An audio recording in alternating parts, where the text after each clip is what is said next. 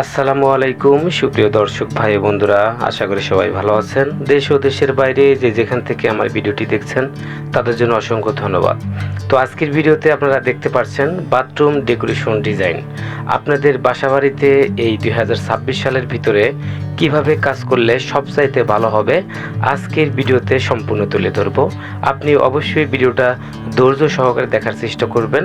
আপনি যদি আমার এই চ্যানেলে নতুন হয়ে থাকেন তাহলে অবশ্যই চ্যানেলটি সাবস্ক্রাইব করবেন, আর যারা অলরেডি সাবস্ক্রাইব করেছেন তাদের জন্য অসংখ্য ধন্যবাদ। প্লাম্বিং এর কাজের সময় বড় ভুল হলো খরচ বাঁচাতে গিয়ে নিম্নমানের সস্তায় ফিটিং ব্যবহার করা। আপনি একটা জিনিস চিন্তা করেন, দেওয়াল বা মেঝের ভিতরে সস্তা ফিটিং থাকলে সেটা যদি লিকেজ হয় সেটা ভেঙে বিশাল মেরামতের একটা খরচ হয়ে পড়বে। ফিটিংস এর চেয়ে কয়েক গুণ বেশি। তো তাই আপনারা ভালো মানের ফিটিংস এবং ভালো মানের মিস্ত্রি দিয়ে আপনার বাসা বাড়িতে প্লাম্বিং স্যানিটারি ডিজাইনের কাজ করাবেন, সবচাইতে ভালো হবে। সবাই ভালো থাকবেন। ভিডিওটি ধৈর্য সহকারে দেখার অনুরোধ রইল।